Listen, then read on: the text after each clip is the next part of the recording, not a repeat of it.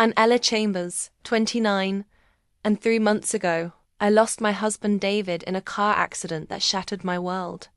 Now, holding a positive pregnancy test with trembling hands, I'm carrying the miracle we'd prayed for his baby, conceived through IVF just weeks before he died. But when I shared this sacred news with his mother, her face twisted with rage. "Liar," she screamed, accusing me of infidelity, of trying to steal his inheritance with another man's child. The cruelty of her words cut deeper than my grief ever could. Little did she know, I had something that would silence her accusations. Forever something that would reveal not just the truth about this pregnancy, but the devastating secret David had been hiding from us both. Before we jump back in, tell me where you're tuning in from, and if this story touches you, make sure you're subscribed because tomorrow, I've saved something extra special for you. If you've ever faced accusations when you needed support most, like this video. This is a story about love, loss, and the lengths we'll go to protect what matters most. The silence in Margaret's pristine living room felt suffocating after my announcement. I'd expected tears, maybe even joy. After all, this was David's baby, her grandchild. Instead, her face had transformed into something I'd never seen before. Pure, unadulterated rage. "You think I'm stupid?" she hissed, her perfectly manicured fingers gripping the armrest of her chair. "David's been dead for 3 months, Ella. 3 months. I stared at her, my hand instinctively moving to my still flat stomach. "Margaret, I know this is surprising, but the IVF, don't." She held up her hand, stopping me mid-sentence. "Don't. You dare try to manipulate me with your lies. I know what you're doing. You're trying to secure your place in this family, to get your hands on David's inheritance." The accusation hit me like a physical blow. "How can you say that? I love David. I would never love." She laughed bitterly. "You married my son for his money, and now you're trying to use some other man's baby to steal what's rightfully mine." My vision blurred with tears. This was David's mother, the woman who had raised the man I loved more than life itself. How could she think so little of me? How could she believe I was capable of such deception? "Margaret, please," I whispered, my voice breaking. "I know you're grieving too, but this baby is not David's." Her voice was cold, final. "I don't know whose it is, but it's not my son's. And I'll prove it." She stood up, her movements sharp and deliberate, and walked to her desk. When she returned, she had a piece of expensive stationery in her hand and was already writing. I watched, in horror as she scrawled words across the page with angry strokes. "What are you doing?" "Writing down my demands," she said without looking up. "You'll submit to a paternity test. You'll provide financial records. You'll prove where you've been, and who you've been with since my son died. I can't believe you're doing this."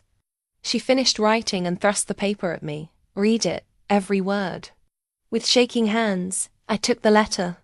The words swam before my eyes, but I forced myself to read them. Each sentence was more insulting than the last. She questioned my character, my fidelity, my motives. She demanded proof of the pregnancy's legitimacy and threatened to contest David's will if I didn't comply. "You have 1 week," she said, her voice eerily calm now. "1 week to prove this fantasy of yours, or I'll make sure everyone knows what kind of woman you really are." I looked up at her, seeing a stranger where David's mother used to be. David would be heartbroken if he could see you right now. David was too trusting, too kind. He couldn't see what was right in front of him. She walked to the door, clearly dismissing me, "But I can. And I won't let you destroy his legacy with your lies." As I stood on her doorstep moments later, the letter crumpled in my fist, I realized that my grief had just become infinitely more complicated. I wasn't just mourning my husband anymore.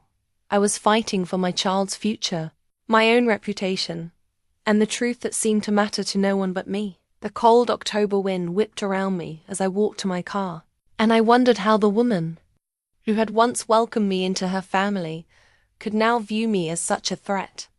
But as I drove home, one thought kept echoing in my mind. She didn't know about the things David had told me, the fears he'd shared, the preparations he'd made.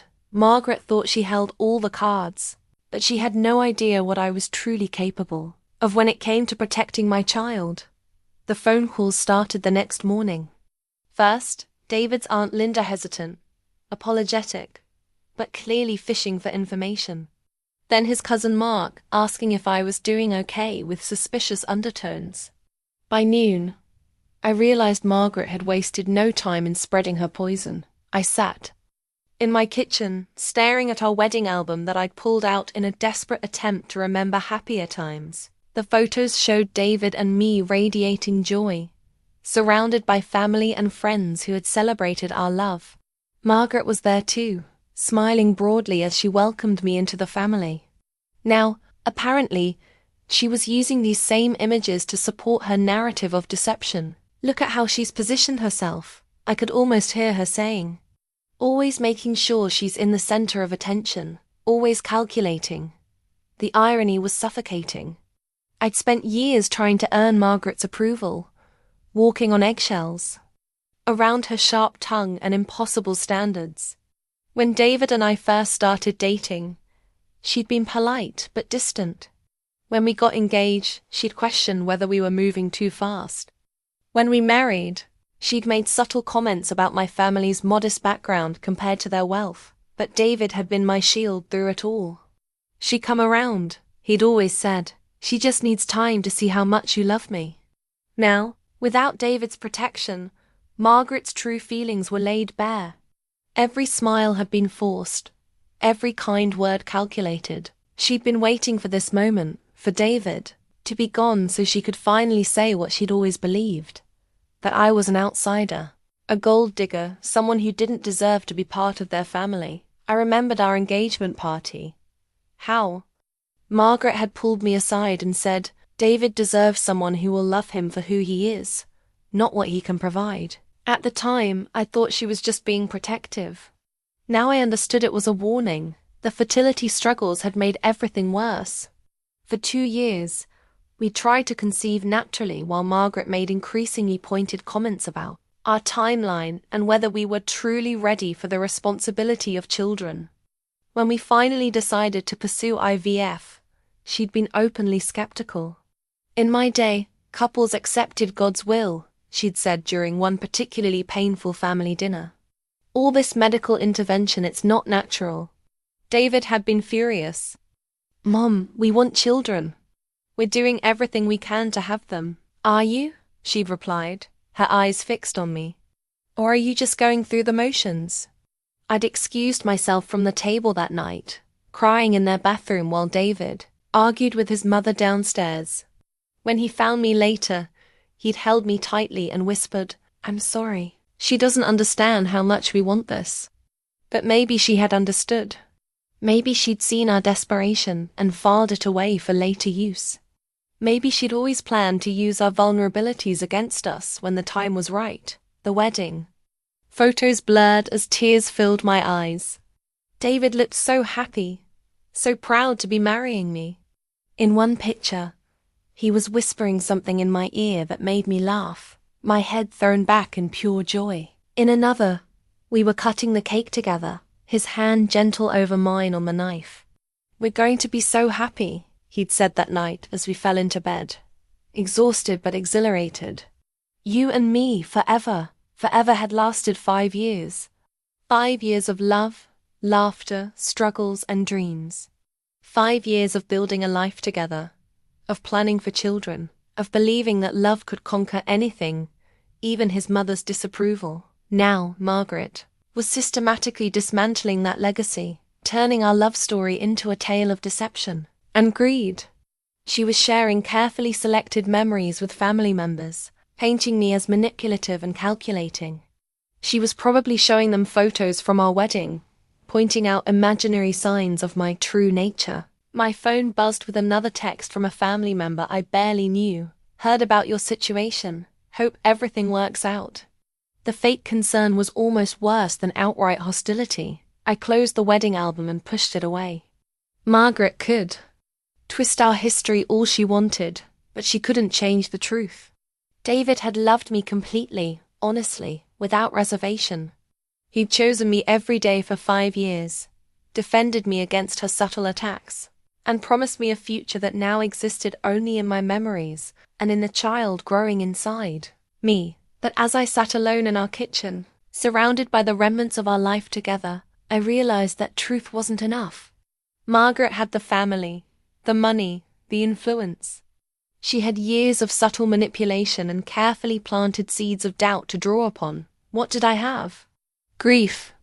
A pregnancy that seemed impossible to prove, and a growing understanding that this fight would be far more brutal than I'd ever imagined. The fertility clinic's waiting room had become our second home over those final months. I could still picture David sitting beside me, his hand warm in mine, as we waited for our names to be called. He'd always brought something to distract me. A magazine, a puzzle book, stories from his day at work. Anything to keep my mind off. The procedures, the statistics, the crushing weight of hope that seemed to grow heavier with each appointment. Dr. Martinez had been cautiously optimistic from the beginning. "Your tests look good," she told us during our first consultation. "There's no medical reason why this shouldn't work. Sometimes these things just take time." Time. We'd had so little of it, though we didn't know it then. The medical records were all there, meticulously documented in my file cabinet. Every hormone level, every ultrasound, every procedure, proof of the journey that had led to this miracle pregnancy. I pulled out the folder now, my hands trembling, as I flipped through pages of clinical notes and test results. March 15th, initial consultation. David's sperm count excellent. Ella's ovarian reserve normal, April 3rd. First IVF cycle begins. Ella responding well to stimulation medications, April 18th. Egg retrieval successful. 12 eggs collected, 8 fertilized. The memories flooded back with each entry. David holding my hand during the egg retrieval, his face anxious but determined. The wait for the call about fertilization rates. The careful way he'd given me the progesterone injections, his touch gentle despite his obvious nervousness. "I hate hurting you," he'd whispered after the first injection. "You're not hurting me," I replied. "You're helping me. We're doing this together." The first cycle had failed. The second had ended in an early miscarriage that devastated us both. David had found me crying in the bathroom at 2 a.m., and he'd held me while I sobbed about the baby we'd lost, the future that had slipped away. "We'll try again," he'd said, "as many times as it takes." But the third cycle had been different. I could see it in the notes. July 22nd. Embryo transfer successful. High-quality blastocyst transferred. Ella to begin progesterone support. I remembered that day with perfect clarity. David had been so excited, so full of hope. He'd taken the day off work to drive me to the appointment, and afterward, he'd insisted on stopping for ice cream even though it was barely 10 a.m. "We're celebrating," he'd said, his smile radiant. "Today we became parents. David, we don't know if it worked yet." "I know." He'd reached across the table and taken my hand. "I can feel it. This is our baby, Ella. This is our time." The 2-week wait had been agony. David had been nervous but optimistic, buying pregnancy tests and hiding them around the house like little surprises. "Just in case you want to test early," he'd said with a grin. I'd resisted until the day before our official blood test. The positive result had been faint but unmistakable. We'd stared at it together in our bathroom, afraid to believe, afraid to hope. "Is it real?" I'd whispered. "It's real," he'd said, pulling me into his arms. "We did it, Ella. We're having a baby." The blood test had confirmed it. August 8th. Beta HCG positive. Pregnancy confirmed. Ella to continue progesterone support and begin prenatal vitamins. We'd called Dr. Martinez together, David on speakerphone, both of us crying with joy. She'd been thrilled but cautious, reminding us that early pregnancy required careful monitoring. We'd scheduled the first ultrasound for 2 weeks later. David had been killed on August 12th, 4 days after we'd received the confirmation. 4 days into our pregnancy, 4 days into the future we'd fought so hard to create, I found the ultrasound appointment card in the file. Scheduled for August 22nd. The appointment I'd kept alone, seeing our baby's heartbeat for the first time without David there to share the moment. The technician had been kind, understanding, offering to make extra copies of the images. "Your husband would have been so proud," she'd said softly. The medical records were irrefutable. The timeline was clear. Embryo transfer on July 22nd. Positive. Pregnancy test on August 7th. David's death on August 12th. There was no window for infidelity. No possibility of deception. The baby had been conceived in a laboratory, created from David's sperm and my egg, transferred into my body while he held my hand. But Margaret wouldn't see it that way. She'd find some way to twist the facts, to plant seeds of doubt. She'd question the timing, the procedures, the very science that had made this miracle possible. I closed the file and leaned back in my chair, one hand on my stomach where our baby was growing. David had been so excited about becoming a father, so full of plans and dreams. He'd already started looking at cribs online, reading parenting books, talking to our baby every night before bed. "Good night, little one," he'd whisper to my stomach. "Daddy loves you so much already." Now that Daddy was gone, and his mother was trying to erase his child from existence. But I had the proof pages and pages of medical documentation that showed the truth. David and I had created this baby together, through love and science and sheer determination. Margaret could make all the accusations she wanted. But the medical records didn't lie. This was David's baby, our miracle, the last gift of our love. And I would protect that truth with everything I had. Margaret's call came at 7 a.m. the next morning, jarring me from the first peaceful sleep I'd had in days. Her voice was crisp, businesslike, stripped of any pretense of motherly concern. "We need to discuss David's will," she said without preamble. "I'm sure you understand the implications of your situation." I sat up in bed, my heart immediately racing. What implications? Don't play innocent with me, Ella. A child changes everything. The business, the properties, the trust funds, everything David worked for. I hadn't even thought about the money. In my grief and joy over the pregnancy, financial considerations had been the furthest thing from my mind. But clearly, Margaret had been thinking about nothing else. "Margaret, I don't care about the inheritance. I just want, of course you do." Her laugh was bitter. "Why else would you concoct this elaborate scheme? Did you think I wouldn't figure it out?" "The timing is too convenient, Ella, too perfect." After she hung up, I found myself pulling out David's will from the safe in our bedroom. I'd only read it once before, shortly after his death, when the lawyer had walked me through the basic provisions. At the time, I'd been too numb with grief to focus on the details. Now, as I spread the pages across our dining room table, the full scope of David's wealth became clear. The family business was worth millions, a commercial real estate company that David had helped build from the ground up. There were properties scattered across 3 states, investment accounts, life insurance policies, and a trust fund that would provide for our children's education. Our children.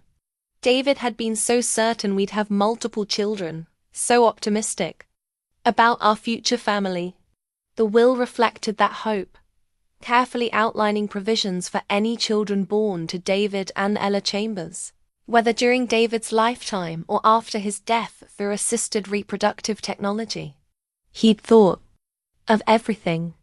Even in death, he'd tried to protect me and our future children. But those same protective provisions now made me look calculating in Margaret's eyes. Found the specific clause that was probably keeping her awake at night. In the event that Ella Chambers is pregnant at the time of David's death, or becomes pregnant within 1 year of his death through previously stored genetic material, any resulting children shall be considered David's natural heirs and shall inherit equally with any other children.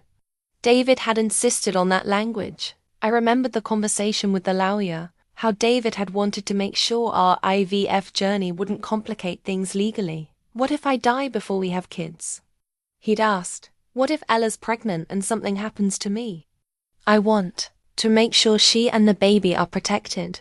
The lawyer had assured him that the language was standard for couples pursuing fertility treatments. "It's just a precaution," she'd said.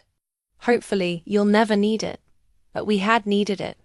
And now Margaret was using David's foresight against me, twisting his love and protection into evidence of my greed. The numbers were staggering. David's portion of the business alone was worth over $2 million. The properties, investments, and insurance policies brought the total estate to nearly $4 million. Without children, most of it would eventually revert to Margaret and the family trust. With a child, David's child, the entire financial landscape changed. I understood now why Margaret was so desperate to prove the baby wasn't David's. It wasn't just about protecting his memory or family honor. It was about money, millions of dollars that would go to my child instead of staying in her control. The bitter irony was that I'd never cared about David's wealth. I'd fallen in love with a man who drove a 10-year-old Honda and preferred camping to expensive vacations. His money had always felt like a responsibility, something that came with obligations and expectations I wasn't sure I wanted. Married, I'd insisted on a prenup not to protect myself, but to protect him. I'd wanted it clear that I was marrying David, not his bank account. He'd laughed at my concerns, but he'd agreed to the legal protections. "You're the least materialistic person I know," he'd said. "But if it makes you feel better, we'll do it." Now that prenup was probably the only thing standing between me and more accusations of gold digging. It clearly stated that I had no claim to David's premarital assets, that I'd married him for love, not money. But the baby changed everything. The prenup protected me. It didn't protect our child. David's biological child would inherit regardless of any agreements between us. And that child was now growing inside me, a living threat to Margaret's financial control. I looked around our modest home, the house David and I had chosen together, the furniture we'd picked out piece by piece, the photos and mementos that told the story of our love. None of it was ostentatious or expensive. We'd lived simply, saving money for our future family, planning for the children we'd hoped to adopt. Margaret had visited this house dozens of times. She'd seen how we lived, how little we cared about displaying wealth. She'd watched David work 60-hour weeks not for personal gain, but because he loved the family business and wanted to see it succeed. How could she look at our life together and see only calculation? How could she believe that I'd spent 5 years in an elaborate con game, that I'd endured years of fertility treatments and heartbreak just to position myself for this moment? The phone rang again, and I saw Margaret's name on the display. I let it go to voicemail, then listened to her message with growing dread. "I've spoken to my attorney." Her voice was cold and professional. "If you insist on pursuing this fantasy, we'll need to discuss the legal implications.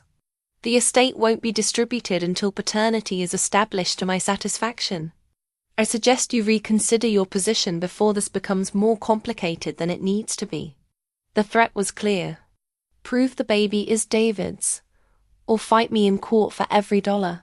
Margaret had the resources for a protracted legal battle. She had lawyers, connections, and the presumption of moral authority that came with being the grieving mother. What did I have? Medical records that she'd find a way to question. A pregnancy that seemed impossible to anyone who didn't understand the science. And a growing realization that this fight wasn't just about money. It was about whether my child would ever be accepted as David's true heir. I closed the will and put it back in the safe, my hands shaking with a mixture of grief and anger. David had tried to protect us, but he'd never imagined that his own mother would be the greatest threat to his child's future. The group text message arrived while I was making breakfast, my phone buzzing insistently on the kitchen counter. I glanced at the screen and felt my stomach drop. It was the family group chat that David's cousin Sarah had created years ago. Chambers. Family updates, where everyone shared news about graduations, birthdays, and holiday plans. Now it was being used as a battlefield. Sarah. Has everyone heard about Ella's announcement? Thoughts? Michael, David's brother, We should support her. David would want that. Aunt Linda, I just think we need to be careful. These situations can be complicated. Uncle Tom, Margaret's just looking out for David's interests. Can you blame her, Cousin Mark? Seems convenient timing to me, just saying. Sarah, Mark, that's horrible, Mark. I'm being realistic. How do we even know it's true, Michael? Because Ella isn't a liar. Jesus, Mark. I stared at the screen, watching my life. Being dissected by people who barely knew me. These were David's relatives, people I'd shared holidays with, people who'd hugged me at his funeral and promised to stay in touch. Now they were debating my character like I was some stranger off the street. The messages kept coming, each one, cutting deeper than the last. Margaret had clearly been busy, sharing her version of events with anyone who would listen. The family was choosing sides, and the battle lines were becoming disturbingly clear. Aunt Linda had always been lukewarm toward me, polite but distant. Uncle Tom was Margaret's brother, so his loyalty was predictable. But Mark's cruelty surprised me. He'd been at our wedding, had danced with me at the reception, had seemed genuinely happy for David and me. Only, Michael was defending me, and I could see even he was struggling. As David's younger brother, he'd always walked a careful line between supporting his mother and maintaining his own independence. Now that careful balance was being tested, my phone rang, and Michael's name appeared on the screen. I answered with trembling fingers. Ella, I'm so sorry, he said immediately. This is insane. Mom's lost her mind. Michael, my voice broke, and I couldn't finish the sentence. Don't let them get to you. You know David loved you. You know this baby is his. That's all that matters. But they don't believe me. Your own family thinks I'm some kind of monster. Not all of us. His voice was firm. Sarah believes you. So, does Cousin Jenny? She just doesn't like confrontation, so she's staying out of the group chat. And David's friends are on your side. Jake called me yesterday, furious about what Mom's doing. That was something, at least. David's college friends had always treated me like family, and Jake had been David's best man. If the friends were supporting me while the family fractured, what did that say about the relationships David had valued most? What's she telling people, Michael? What's her version of the story? He sighed heavily. She's saying you're emotionally unstable from grief. That you're either lying about the pregnancy or lying about the father. She's got this whole theory about how you're trying to secure your financial future. That's ridiculous. She knows I never cared about the money. I know that. You know that. But she's painting this picture of a desperate widow who'll do anything to maintain her lifestyle. She's even questioning whether you and David were happy, saying maybe you were having problems and that's why you might have. He stopped abruptly. Why I might have what? Had an affair? She's just grasping at straws, Ella. She's in pain and she's lashing out. But even as Michael defended me, I could hear the exhaustion in his voice. This fight was tearing him apart too, forcing him to choose between his mother and his brother's widow. Margaret was destroying the family David had loved so much. All in the name of protecting his legacy. Another text came through, this one in a separate thread. Sarah had created a smaller group, just her, Michael, Jenny, and me. Sarah, don't read the main chat anymore. Some people are being awful. Jenny, I can't believe Mark said that. David would be furious.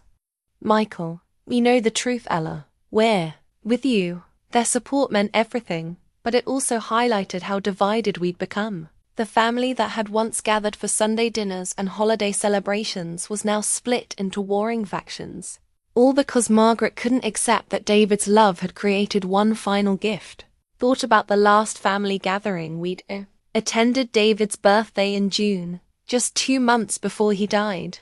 We'd all crowded into Margaret's dining room, laughing over stories and planning the annual summer vacation. David had been so happy, talking excitedly about our IVF cycle and how next year there might be a high chair at the table. A baby would make everything perfect, he'd said, his arm around my shoulders. Margaret had smiled tightly.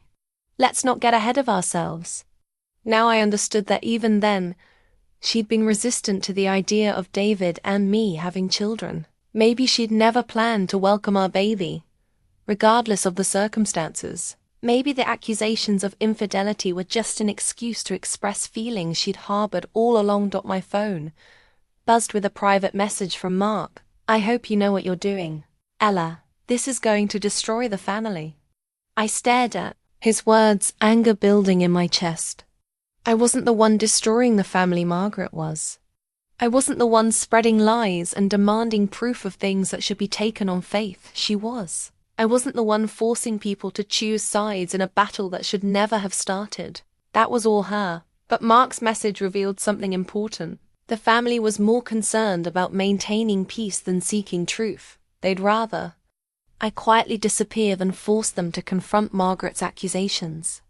It was easier to doubt me than to believe their matriarch was capable of such cruelty. I deleted the group chat app from my phone and sat in my kitchen, feeling more alone than I had since David's death. The baby inside me was David's child, his legacy, his love made manifest. But to his family, that baby was becoming something else entirely, a threat to their comfort, a challenge to their loyalty, a wedge that was driving them apart. David would have been heartbroken to see what was happening to the people he loved most, but he would also have been furious at anyone who dared to question his child's legitimacy. He would have fought for us, just as I now had to fight for us. The family could choose their sides. I would choose mine, and that side was David's baby, growing safely inside me, despite the chaos swirling around us both. I first noticed the silver sedan on Tuesday morning when I left for my prenatal appointment. It was parked across the street from our house, tinted windows making it impossible to see inside. I thought nothing of it until I saw the same car in the clinic parking lot an hour later. By Thursday, I was certain I was being followed. The confirmation came in the form of a manila envelope slipped under my door while I was at the grocery store. Inside was a single sheet of paper with a letterhead I didn't recognize. Blackstone Investigations Discreet Inquiries. Reliable results. Below that, in neat typed lines, was a summary of my activities for the past week. Monday. Subject departed residence at 9:15 a.m. Visited Whole Foods. Returned home at 10:45 a.m. No other departures observed. Tuesday. Subject departed at 8:30 a.m. for medical appointment at Reproductive Associates. Appointment lasted 45 minutes. Returned home via Starbucks on Main Street. Wednesday. Subject met with unknown female, age approximately 30 to 35, at Corner Cafe. Meeting lasted 1 hour and 20 minutes.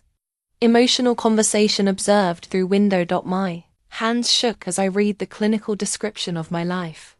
The unknown female was Sarah, David's cousin, who had taken me to lunch to check on me. The emotional conversation was me breaking down in tears as I described Margaret's accusations and the family's reaction. Someone had been watching me, photographing me, documenting my every move. The violation felt almost physical, like a cold hand reaching into my chest and squeezing my heart. At the bottom of the page, in handwriting I recognized as Margaret's, was a note. Nothing suspicious yet, but keep watching. There has to be something. I called Michael immediately, my voice shaking with rage. Did you know your mother hired a private investigator to follow me? The silence on the other end stretched so long I thought he'd hung up. Finally, he exhaled heavily. Ella, you knew? She mentioned it. I told her it was crazy, that she was going too far. But you didn't stop her. How could I? She's convinced you're lying. She thinks if she can prove you've been with someone else. I haven't been with anyone else. The words came out as a shout, and I immediately felt guilty about disturbing the neighbors. I lowered my voice. I loved David. I would never have betrayed him. I know that. But she's not thinking. Clearly, I hung up before he could finish making excuses for her. The betrayal felt complete now. Not only was Margaret assassinating my character to the family, that she was also having me stalked like a criminal. She was spending David's money to try to prove I was an adulteress. The next few days passed in a haze of paranoia. I found myself checking the windows obsessively, looking for the silver sedan or any other signs of surveillance. I varied my routes to appointments, used different grocery stores, and stopped meeting friends in public places. The investigator was still out there, I knew, waiting for me to do something that could be twisted into evidence of infidelity. The second report arrived the following Monday, this one more detailed and invasive.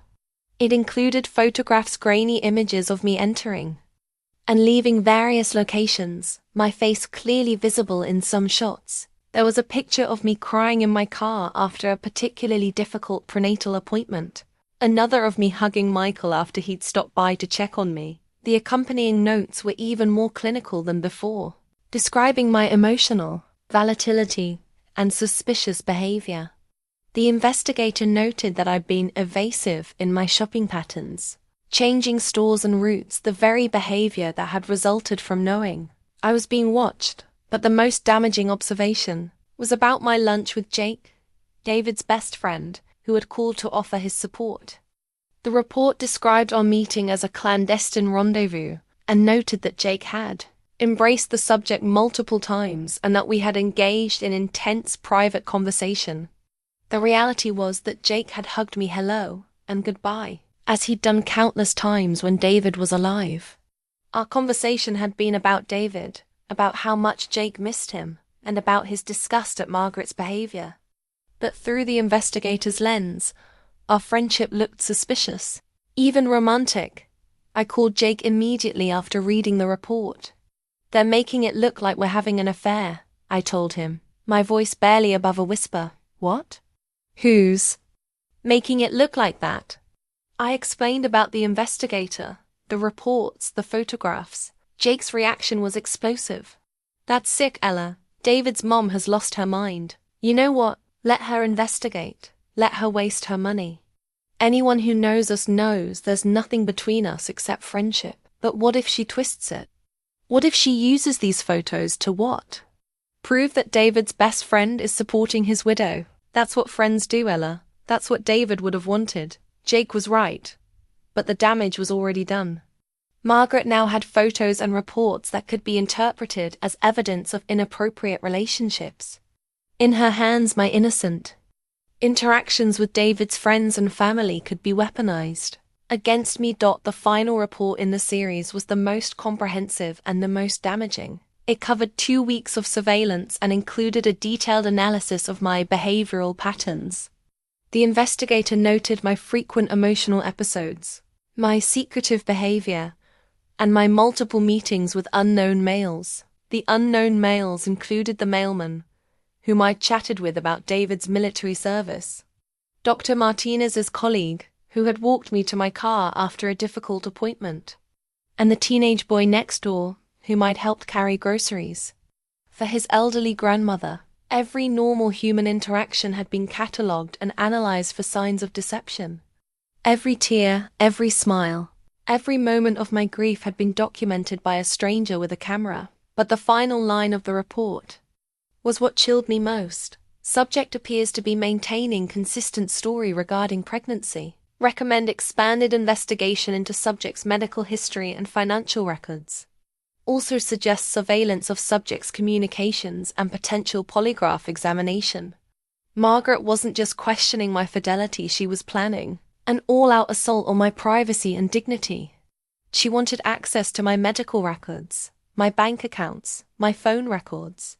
She wanted to subject me to a lie detector test like I was a criminal suspect rather than a grieving widow carrying her son's child. I sat in my living room, surrounded by photos and reports that reduced my life to a series of suspicious activities. In Margaret's version of reality, I was a calculating liar who had somehow orchestrated an elaborate deception involving fertility clinics, medical records, and months of planning. The truth that I was simply a woman who had loved her husband and was now carrying his child seemed almost irrelevant in the face of such systematic suspicion. But as I stared at the photos of myself crying, laughing, hugging friends, and living my life, I realized something important. There was nothing in these reports that actually supported Margaret's accusations. For all the surveillance, all the documentation, all the clinical analysis, The investigator had found exactly what I knew he would find: a pregnant widow trying to navigate her grief while being stalked by a private detective.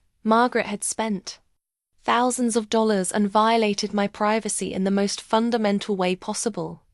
And all she had to show for it was proof that I was exactly who I claimed to be: David's loving wife, carrying David's child, surrounded by David's friends who cared about my well-being. The investigation had revealed the truth, just not the truth. Margaret wanted to hear. Dr. Rebecca Chun's office felt like a sanctuary from the chaos that had become my life. Soft lighting, comfortable chairs, and the faint scent of lavender created an atmosphere of peace I hadn't experienced in weeks.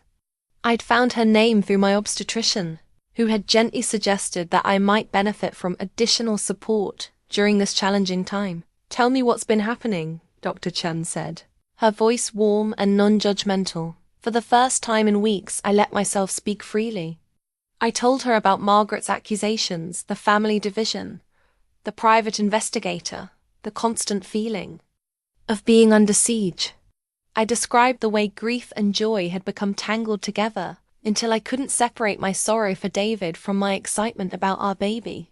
"I feel like I'm going crazy," I admitted. "Sometimes I wonder if I'm remembering things correctly, if the timeline really makes sense." "She's made me doubt my own memory," Dr. Chen nodded knowingly. "What you're describing is called gaslighting. When someone consistently questions your reality, it's natural to begin questioning it yourself. But your medical records don't lie, Ella. The timeline is clear and documented." She pulled out a legal pad and began writing as we talked.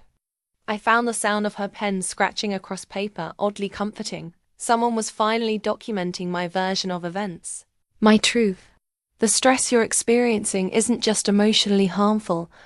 It can affect your pregnancy," she continued. "We need to develop strategies to protect both your mental health and your baby's well-being."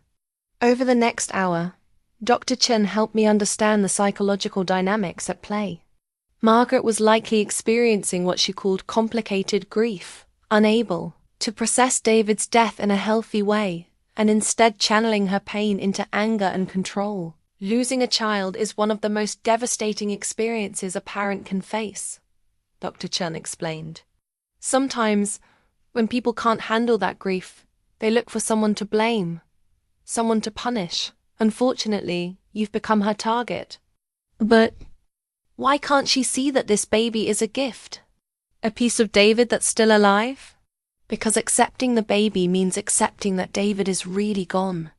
If she can prove the baby isn't his, she can maintain the fantasy that his death didn't really end everything. It's a form of denial." The insight was both helpful and heartbreaking. Margaret wasn't just attacking me, she was trying to protect herself from a pain too enormous to bear. But understanding her motivations didn't make the attacks any less destructive. Dr. Chen taught me breathing techniques for when the anxiety became overwhelming. She showed me how to ground myself in the present moment when my mind spiraled into worst-case scenarios. Most importantly, she helped me develop what she called emotional boundaries. "You can't control Margaret's behavior," she said, "but you can control your response to it. You can choose not to engage with her accusations. You can choose to protect your peace." "But what about the family? What about clearing my name?" "Sometimes the best way to prove your character is simply to live it. Continue being the person David fell in love with. Focus on your health, your baby, your healing. The truth has a way of emerging on its own." We discussed practical strategies for dealing with the investigation and family pressure. Dr. Chin suggested documenting everything, keeping copies of all reports, recording dates and times of harassing phone calls, maintaining a journal of events. "Not for legal purposes," she explained, "but for my own clarity. When someone is constantly attacking your reality, it helps to have your own record of what actually happened." She also recommended that I limit my exposure to family drama. "You don't have to read every text message or take every phone call. You have the right to protect your mental space, especially during pregnancy." The session notes she took became a kind of roadmap for survival. She wrote down my goals, maintaining a healthy pregnancy, preserving my relationship with supportive family members, and protecting my emotional well-being. She also noted the obstacles: Margaret's ongoing harassment, family pressure to prove the baby's paternity, and my own grief over David's death. Grief and pregnancy are both full-time jobs, Dr. Chen observed.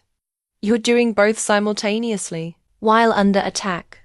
The fact that you're functioning at all shows incredible strength.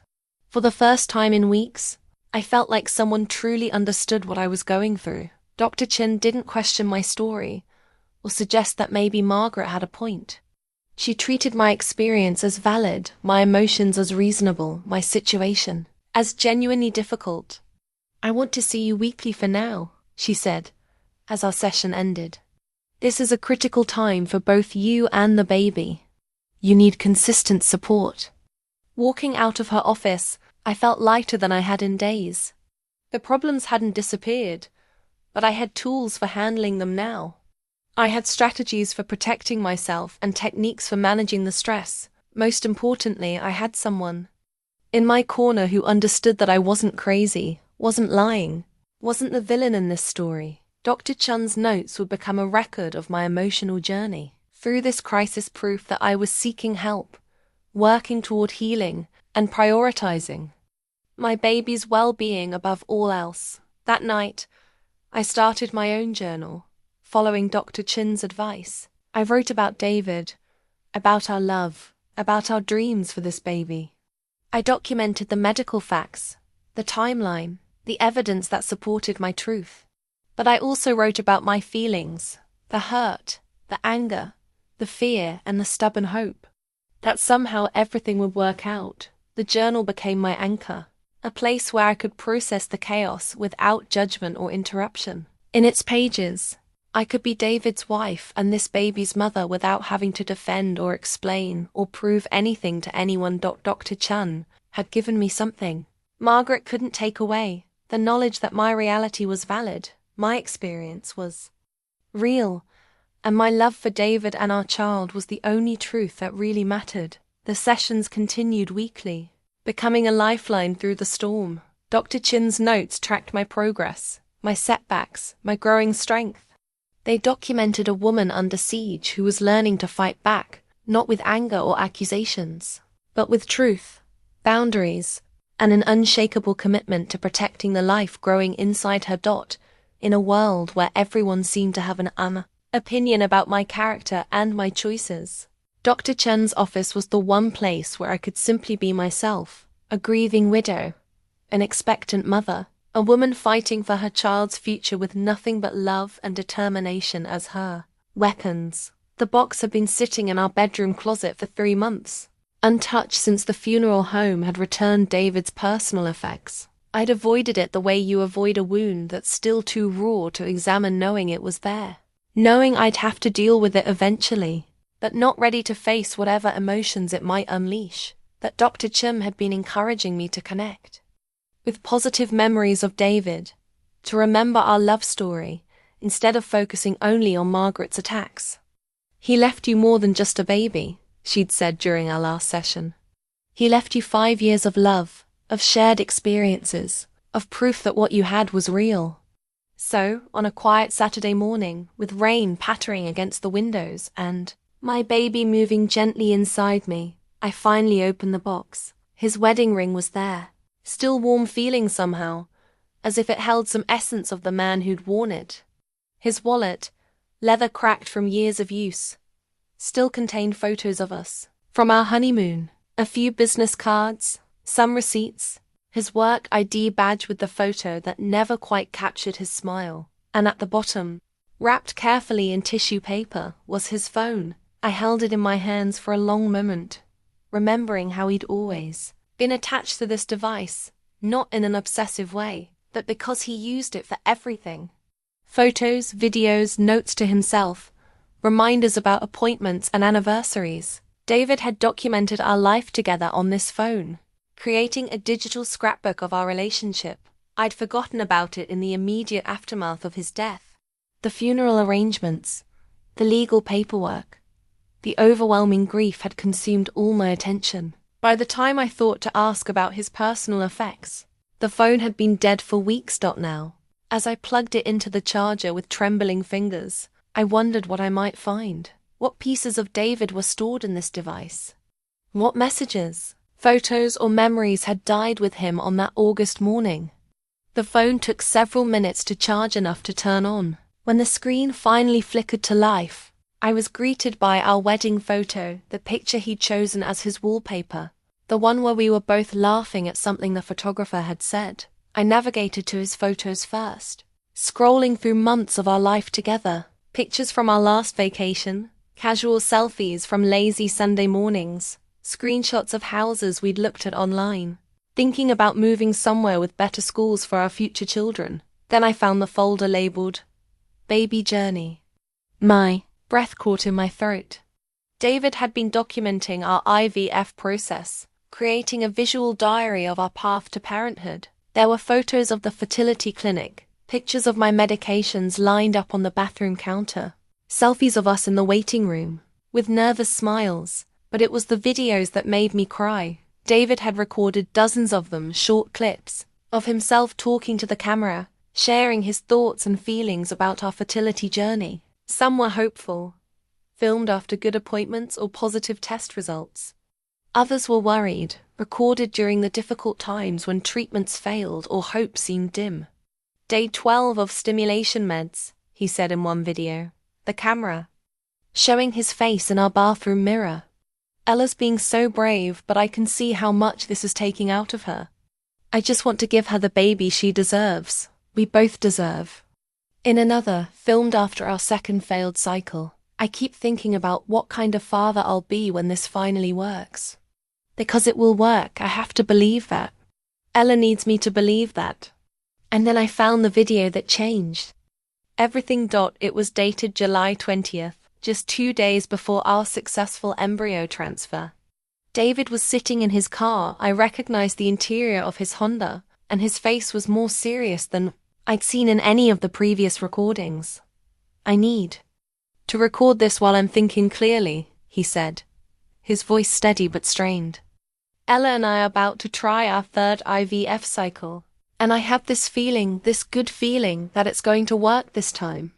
But I also have this other feeling, this worry that I can't shake. He paused, running his hand through his hair, in the gesture I knew so well. My mum's been acting strange about the whole baby thing, making comments about timing, about whether we're ready, about whether this is what God wants. But it's more than that. She's been asking weird questions about our marriage, about whether Ella and I are really happy. My heart started pounding as I realized what I was hearing. I think she's worried that if we have a baby, things will change, that Ella and I will drift away from the family, that she lose her influence over us. But today she said something that really bothered me. David looked directly into the camera, his expression troubled. She asked me what would happen if I died before we had kids. Would Ella still be part of the family? Would she inherit anything? It was such a morbid question, and when I told her about the will provisions for posthumous children through IVF, she got really upset. He shook his head, clearly struggling with what to say next. I love my mom, but I'm starting to see a side of her that worries me. The way she talks about Ella sometimes, like she's an outsider trying to get in. The way she questions everything Ella does, everything we decide together. If something happens to me, I'm genuinely worried about how she'd treat my wife. The video continued for several more minutes, with David expressing fears I'd never known he harbored. He talked about Margaret's controlling tendencies, her jealousy of our close relationship, her subtle undermining of our decisions. He described conversations I'd never heard, moments when Margaret had questioned my character or motivations while I wasn't around. If anything ever happens to me, David said, looking directly into the camera with an intensity that made my chest tight, I need Ella to know that she belongs in this family. Our children belong in this family. And if my mom tries to push them out, she's not acting on my wishes or my beliefs. She's acting on her own fears and insecurities. The video ended with David's voice soft but determined. Ella, If you're watching this, it means something terrible has happened. But I need you to know that you were the best thing that ever happened to me. Our babies are wanted and loved and deserve everything good in this world. Don't let anyone tell you otherwise. Fight for them. Fight for us. I sat on our bedroom floor, clutching his phone and sobbing as his words echoed in my mind. David had known. Somehow, he'd sensed what was coming. He'd seen through Margaret's facade and recognized the threat she might pose to his family's future.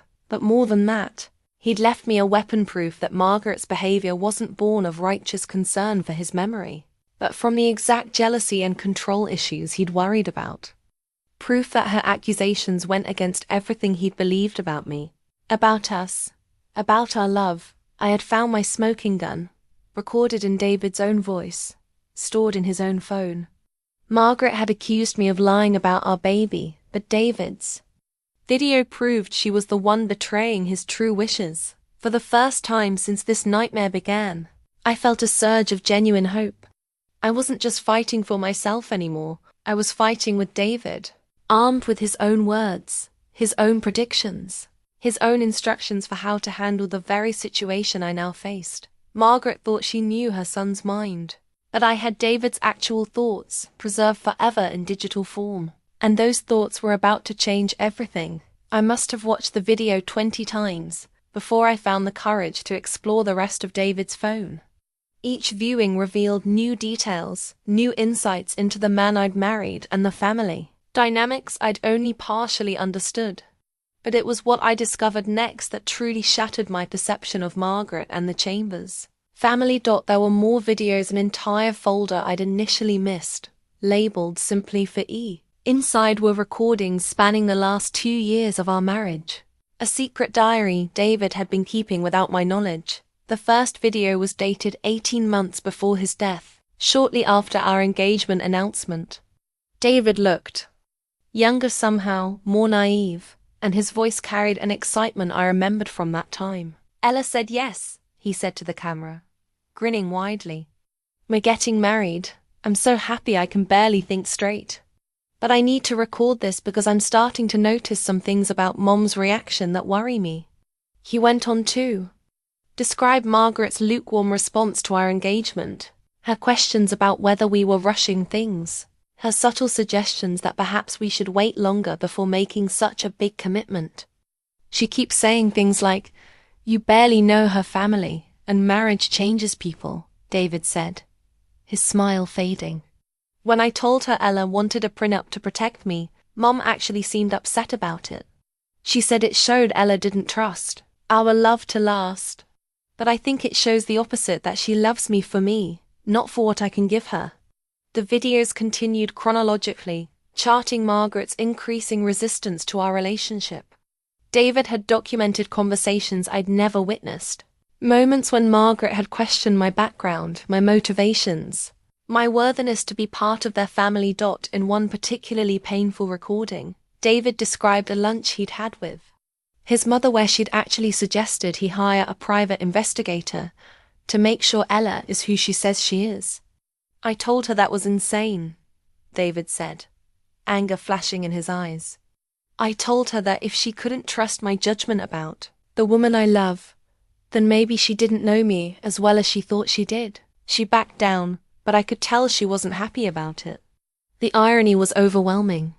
Margaret had actually hired the investigator she'd suggested 2 years earlier, just not to investigate me before the wedding, to investigate me after David's death, when I was most vulnerable. But it was the video dated just 1 month before David's death that contained the most explosive revelation. I found something today that I wish I hadn't, David said, his face grave. He was in his home office, the camera positioned so I could see the family photos on his desk behind him. I was helping Mom organize some old papers and I came across a folder labeled Financial Planning. He paused, clearly struggling with what to say next. There were documents in there, consultations with lawyers, estate planners, people who specialize in protecting family wealth. Mum has been planning for my death, Ella, planning for how to minimize your inheritance, how to contest any claims you might make, My blood ran cold as I listened to his words. The lawyer told her that posthumous children from IVF could complicate things, could give you stronger legal standing than she wanted. So she's been gathering information about how to challenge the legitimacy of any children we might have after I'm gone. David's voice broke slightly as he continued. She's been planning for my death and your exclusion from the family at the same time. While we've been planning for our future, she's been planning for how to erase you from it. The video showed David pulling out photocopies he'd secretly made of the documents he'd found. Even from the camera's limited view, I could see legal letterheads, custody planning documents, and what looked like investigative strategies. I don't know what to do with this information, David admitted. Part of me wants to confront her, but I'm afraid of what it might do to our family. Part of me wants to tell you, but I don't want to hurt you with this knowledge while we're trying to have a baby. He looked directly into the camera with an expression of profound sadness. If something happens to me and God, I pray nothing does, I need you to know that anything Mom does to hurt you goes against everything I believe. You are my family, Ella. You and our children, whenever they come. You're not an outsider trying to get in. You're my wife, my partner, my everything. The video ended with David's promise. I'm going to find a way to protect you from this. I'm going to make sure that no matter what happens, you and our babies are safe from anyone who tries to hurt you, even if that someone is my own mother. I sat in stunned silence, processing the magnitude of what I'd just learned. Margaret's accusations weren't the result of grief or suspicion. They were the execution of a plan she'd been developing for months before David's death. She'd been preparing to exclude me from the family while David was still alive, still planning our future, still believing his mother loved and accepted his wife. There were more videos, each one revealing another layer of Margaret's calculated behavior. David had documented phone calls where she'd pumped him for information about our finances, our marriage, our future plans. He'd recorded his growing awareness that his mother saw me as a threat to be neutralized, rather than a daughter to be welcomed. In the final video, dated just 1 week before the accident, David's face was resolute. I've made my decision, he said. I can't confront Mom directly. It would destroy our family and hurt Ella, but I can take steps to protect my wife and children from whatever Mom might try to do. He explained that he'd updated his will with even more specific language about posthumous children, adding clauses that would make it nearly impossible for anyone to contest a child's legitimacy if proper medical documentation existed. He'd also created what he called a truth fund, a separate account with enough money to hire the best lawyers if I ever needed to defend myself or our children. I've also been documenting everything, he said, gesturing to the camera. These videos, copies of the papers I found, recordings of some of Mom's more troubling conversations. If Ella ever needs proof of what really happened, of what I really believed, it's all here. But the most shocking revelation came in his description of a conversation he'd had with Margaret just days before his death. She actually asked me if I thought Ella would remarry quickly if something happened to me, David said, his voice thick with disgust. She said it with this knowing look, like she was already imagining you moving on, finding someone else, leaving the family behind. When I told her that was a horrible thing to say, she just shrugged and said she was being realistic. David leaned closer to the camera, his expression intense. Mom doesn't want you to be part of this family, Ella. She never did. She's been tolerating you because she had to, but she's been planning for the day when she wouldn't have to anymore. The baby, the inheritance, the accusations, it's all part of a strategy she's been developing for years. The video ended with David's voice soft but determined. I love my mother, but I won't let her destroy the people I love most. If you're watching this, it means she's probably already started her campaign against you. Don't let her win. Use everything I've given you. Fight for our family, for our baby, for the truth. And remember that I chose you, Ella. I chose you every day for 5 years, and I would choose you again if I could. I clutched the phone to my chest, overwhelmed by the weight of David's final gift to me. He'd known somehow, he'd sensed what was coming and prepared for it. Every accusation Margaret had made, every strategy she'd employed, every cruel word she'd spoken had been anticipated by her own son, the private investigator. The family pressure, the questioning of my character David, had predicted it all. More than that, he'd gathered evidence of Margaret's true motivations, documented her preparations, and created a paper trail that would prove his real feelings about me and our future children. Margaret thought she was executing a careful plan to exclude me from the family and protect David's legacy, that David had been executing his own plan, one designed to protect me from her. The videos were time-stamped, the documents were photocopied, and David's words were clear and unambiguous. I had everything I needed to prove that Margaret's accusations weren't just wrong, they were the exact opposite of what David had wanted for his family. For the first time since this nightmare began, I felt truly powerful. Margaret had underestimated both my strength and her son's love for me.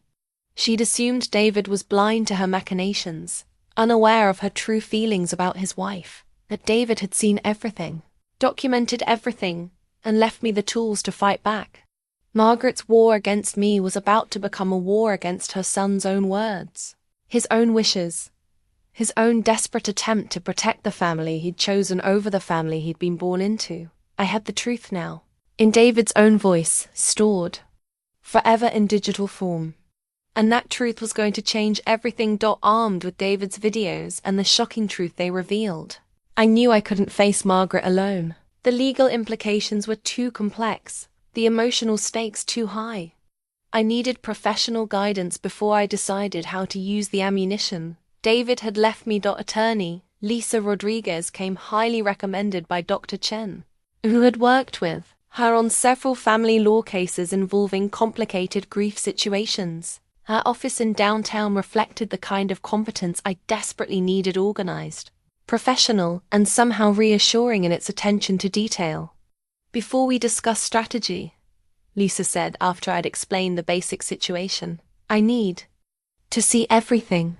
The medical records, the will, the investigators' reports, and especially these videos you've discovered. I handed over David's phone with trembling fingers, watching as she plugged it into her computer and began reviewing the files.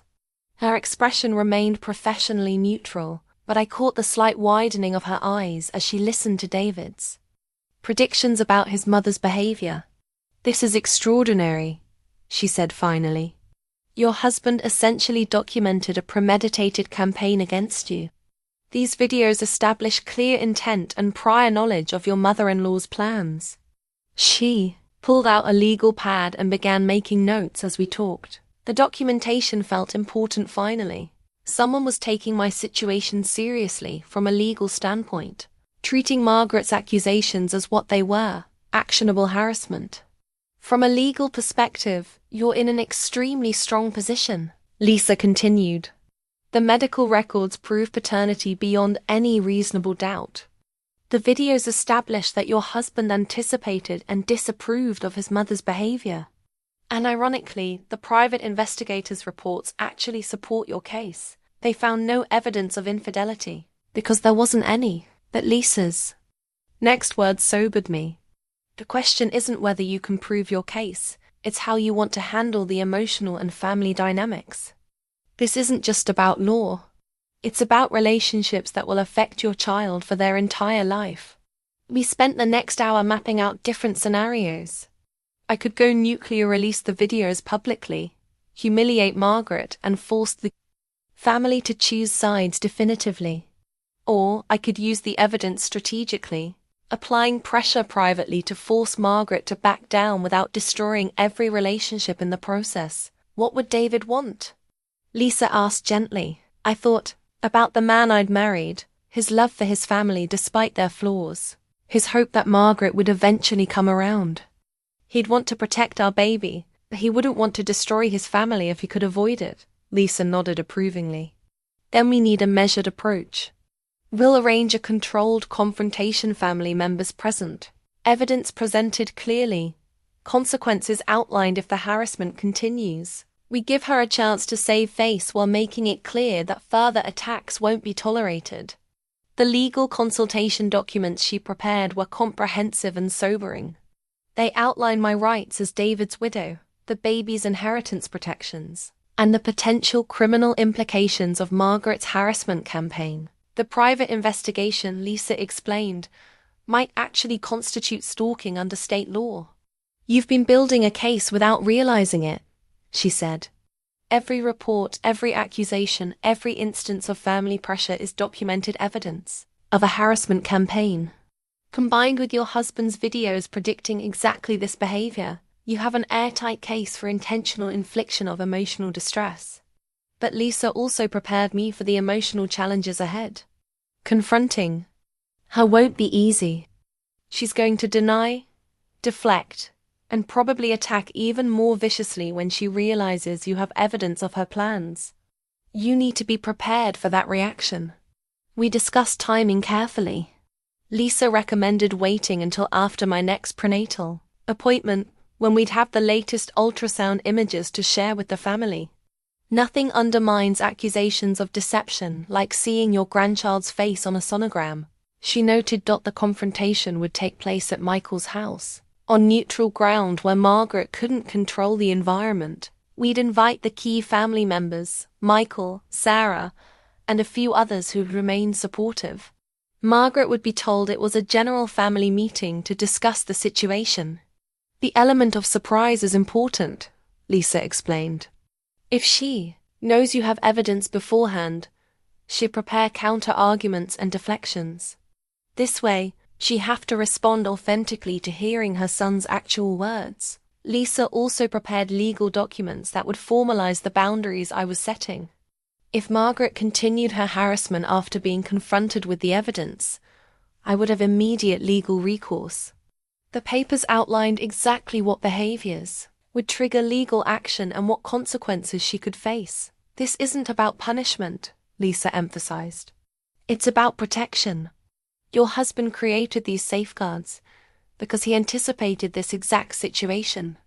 We're simply implementing his wishes. As our session ended, Lisa handed me a thick folder containing everything we'd discussed: legal options, confrontation strategies, and backup plans if things went badly. The consultation documents would serve as a roadmap for the most important conversation of my life. Remember, she said as I prepared to leave, you're not asking for anything unreasonable. You're simply demanding the respect and acceptance that your husband wanted you to have. His own words support every position you're taking. Driving home, I felt a strange mixture of dread and anticipation. For weeks, I'd been on the defensive, responding to Margaret's attacks, trying to prove my innocence. Now, for the first time, I would be taking the offensive armed with evidence she didn't know existed, supported by legal counsel and backed by David's own voice speaking from beyond the grave. Margaret thought she held all the cards, but she had no idea what David had left me. The confrontation would reveal not just the truth about my pregnancy, but the truth about her own calculated campaign against her son's widow. The legal documents in my passenger seat represented more than just professional advice. They were a battle plan created by a woman who had been pushed too far, supported by a husband who had loved her enough to protect her even in death. Margaret had started this war, but David and I were going to finish it before I could confront Margaret. With David's videos, I needed to understand the full scope of what I was dealing with. Lisa had suggested that David might have left other evidence, other documentation of his mother's behavior. Men who plan this carefully usually have backup systems, she'd said. Check his desk, his files, anywhere he might have kept important papers. That's how I found David's journal. It was hidden in plain sight, tucked between financial planning books on the shelf in his home office.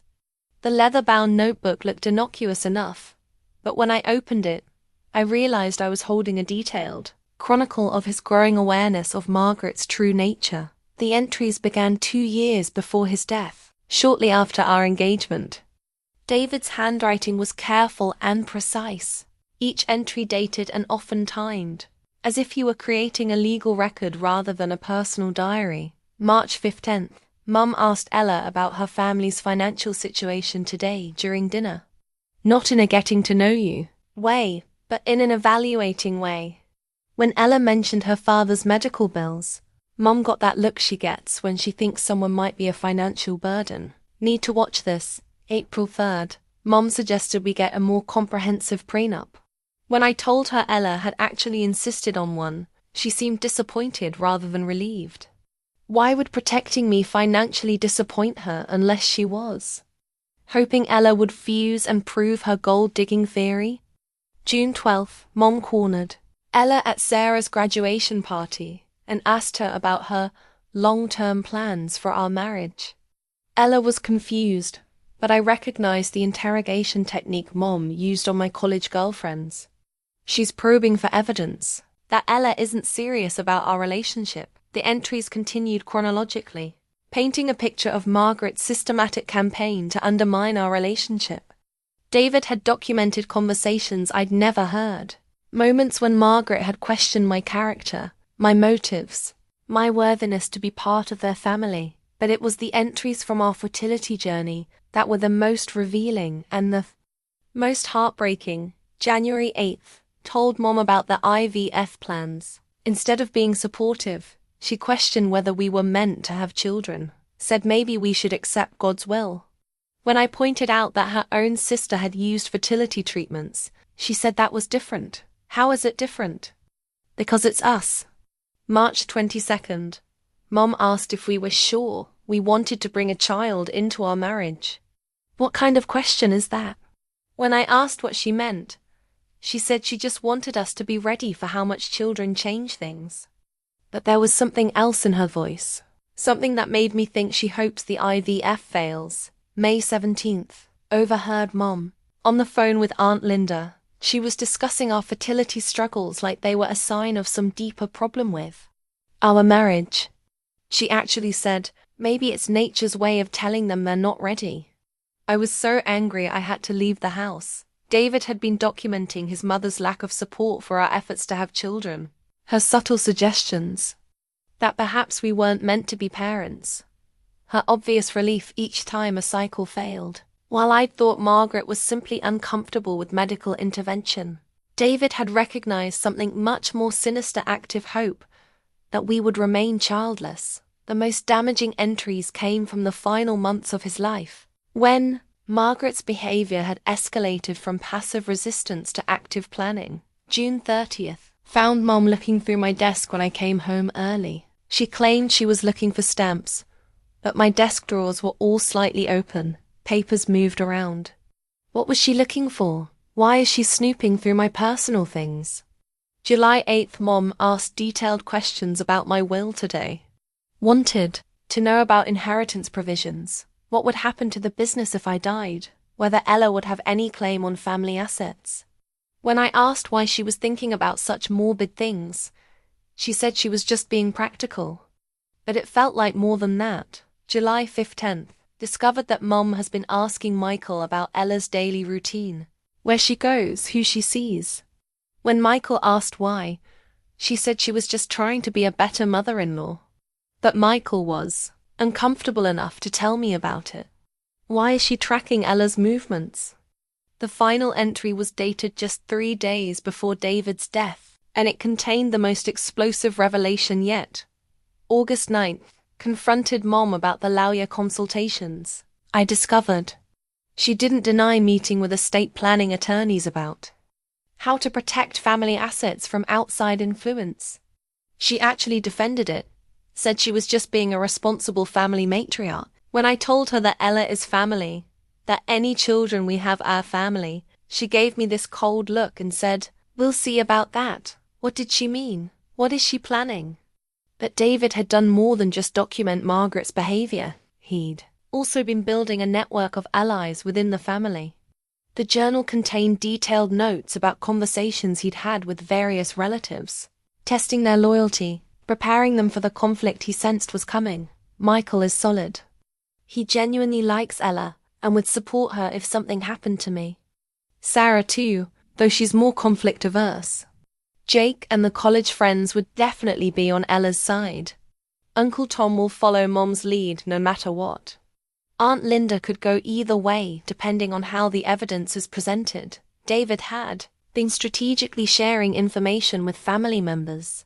Not enough to cause immediate drama, but enough to plant seeds of doubt about Margaret's motivations. He'd shown Michael some of the financial planning documents, shared with Sarah his concerns about their mother's attitude toward Ella, even confided in his closest friends about his growing worries. "I've been building a foundation," he wrote. In one entry, "If Mom tries to push Ella out after I'm gone, there will be people who remember these conversations, who know that I saw this coming and disapproved of it." The journal also revealed David's backup plans.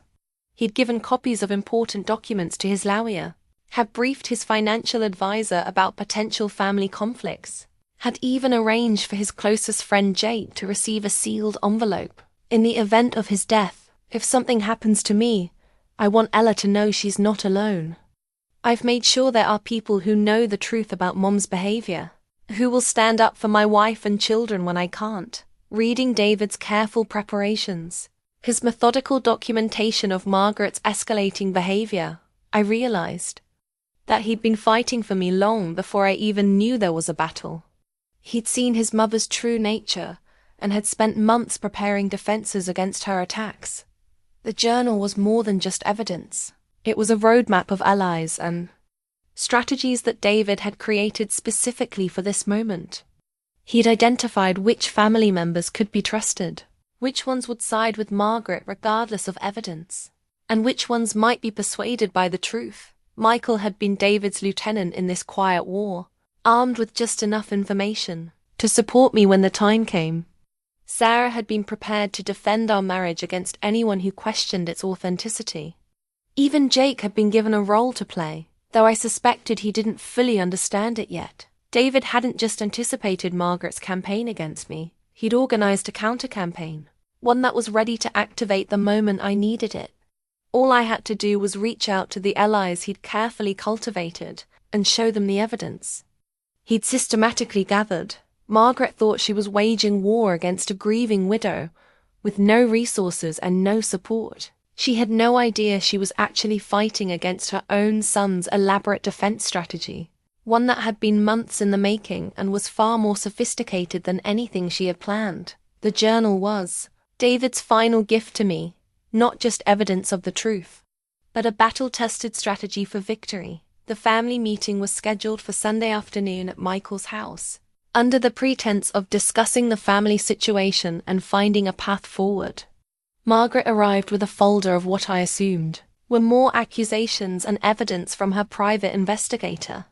She looked confident, prepared for battle, expecting to finally present her case against me to a captive audience. She had no idea what was waiting for her. Michael's living room felt charged with tension as family members filed in. Sarah sat beside me on the couch, her presence a small comfort. Jake had driven down from the city, claiming he needed to speak his piece about David's memory being tarnished. Even Uncle Tom was there, though he'd positioned himself near Margaret, like a bodyguard.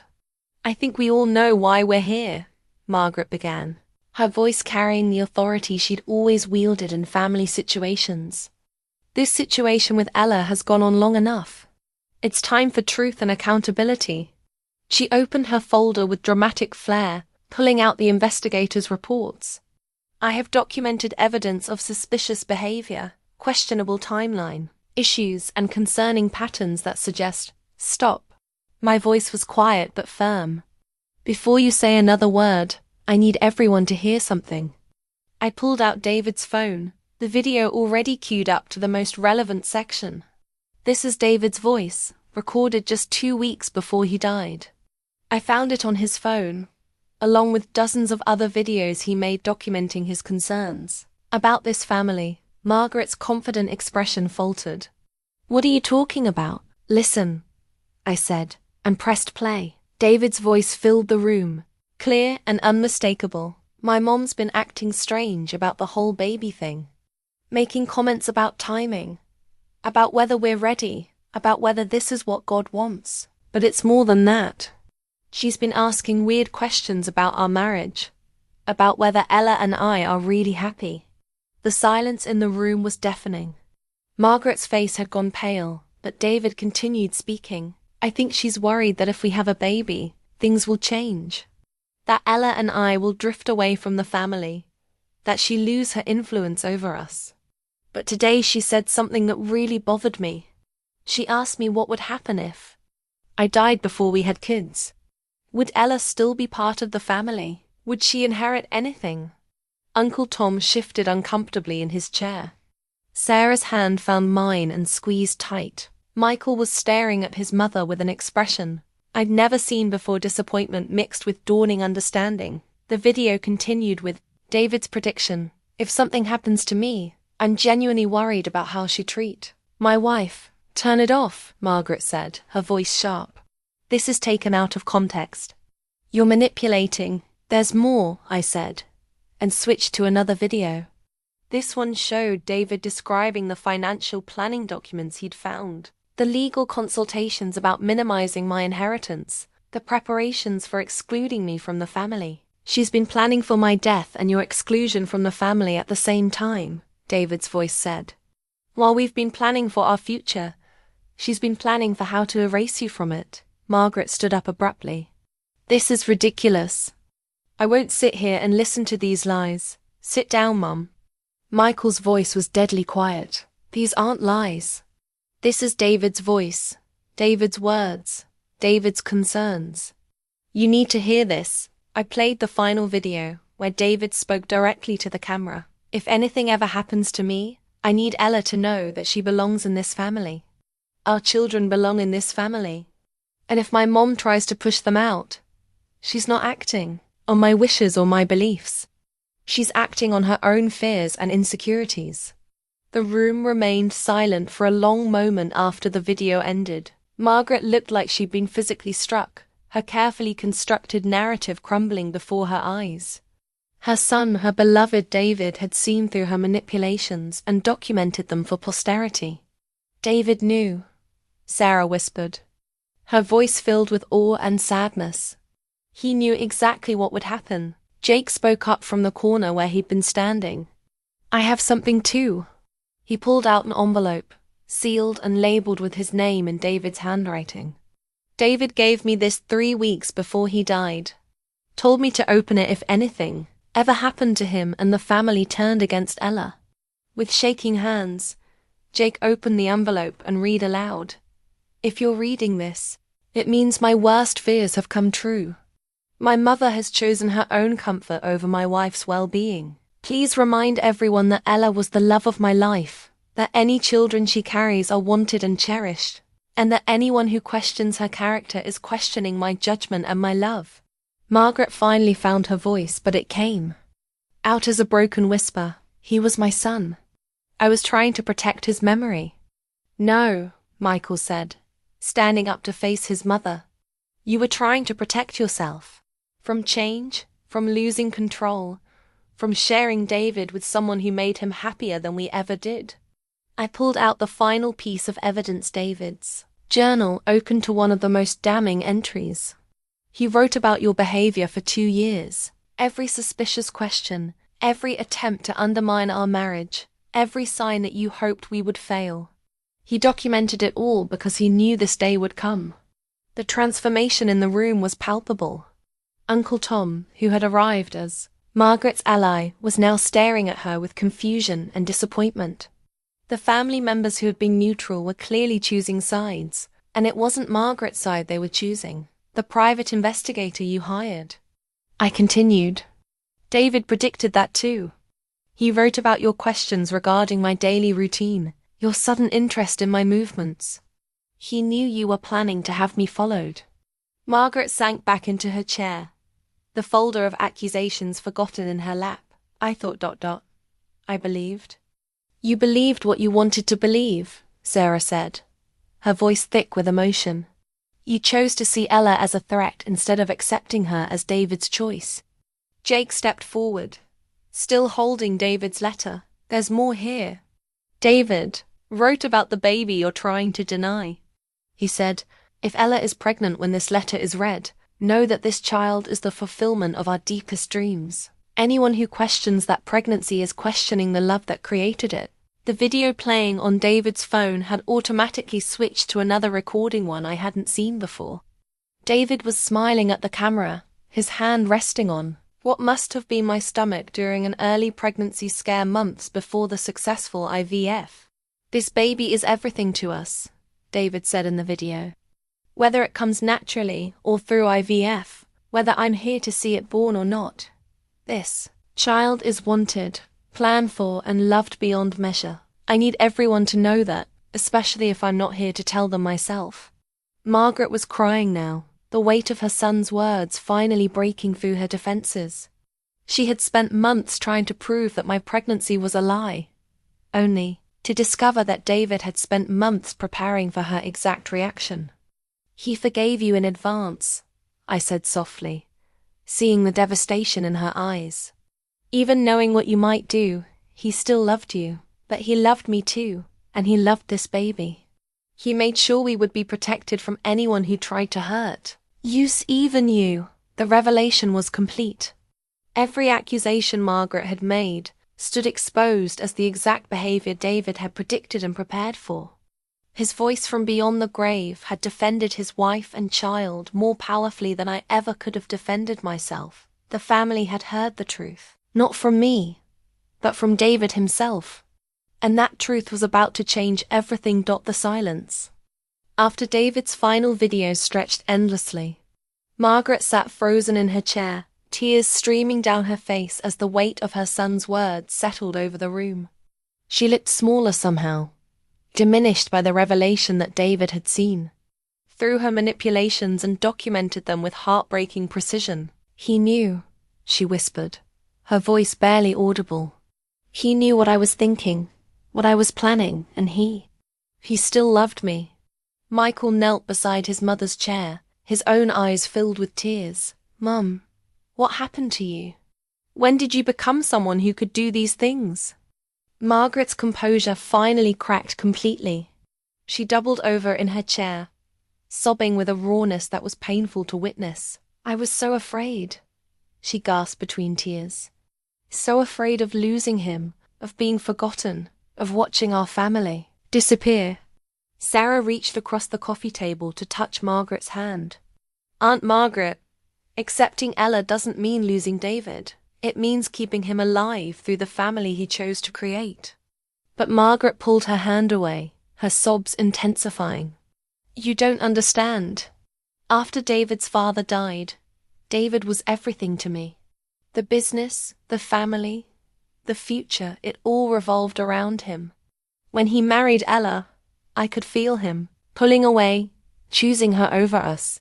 "That's not how marriage works, Mom," Michael said gently. "David didn't stop being your son when he became Ella's husband. He just expanded his heart." Margaret looked up at me through her tears, her face a mask of anguish and regret. "I convinced myself you were the problem. That if I could prove you were lying, prove you didn't belong here, everything would go back to the way it was before." I felt an unexpected wave of compassion for this broken woman. "Margaret, David never stopped loving you. Even when he was documenting your behavior, even when he was protecting me from you, he still called you every Sunday. He still brought you flowers on Mother's Day. But he saw through me," she whispered. "My own son saw I was becoming, and he was ashamed of me." Jake, who had been quietly listening from the corner, stepped forward. "That's not true. David was worried about you, not ashamed. He told me he wished he could help you understand that love doesn't diminish when it's shared." Margaret reached into her purse with shaking hands and pulled out a folded piece of paper. "I wrote this last night," she said, her voice hollow. "Before I knew about the videos, before I heard David's words. I was going to read it here today as my final statement about why Ella couldn't be trusted." She unfolded the paper, and I could see it was covered with her neat handwriting. I had it all planned out. Every point I wanted to make, every argument against the pregnancy's legitimacy, every reason why the family should exclude you from our lives. With sudden violence, she crumpled the paper in her fists. "Listen to me. she said, her voice growing stronger despite her tears. I need to say this while I still have the courage. She looked directly at me, her eyes red but determined. Ella, I have been wrong about everything. Not just mistaken, not just confused by grief actively, deliberately, cruelly wrong. I hired investigators to violate your privacy. I spread lies about your character to turn the family against you. I questioned the legitimacy of your pregnancy when I had access to all the medical records that proved it was real. The confession poured out of her like poison being purged from her system. I convinced myself I was protecting David's memory, but I was really protecting my own fear of being alone. I turned my grief into a weapon and used it against the woman my son loved most. She stood up suddenly, walking to the window and staring out at Michael's backyard, where we'd had so many family gatherings over the years. The worst part is that David knew. He saw what I was becoming, and he tried to protect you from me while still loving me. That's the kind of man I raised. And instead of being proud of his compassion, I resented it. Michael joined her at the window. Mum, David forgave you before you even did anything wrong. The videos prove that. He understood you were acting from pain, not malice. But I chose malice anyway, Margaret said bitterly. When grief wasn't enough to justify my behavior, I chose cruelty instead. I chose to believe the worst about a woman who had done nothing but love my son completely. She turned back to face the room, her expression resolute despite her tears.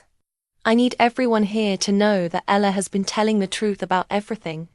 The pregnancy is real, the timeline is accurate, and my accusations were baseless lies born from my own selfishness. Uncle Tom, who had been silent throughout the entire confrontation, finally spoke up.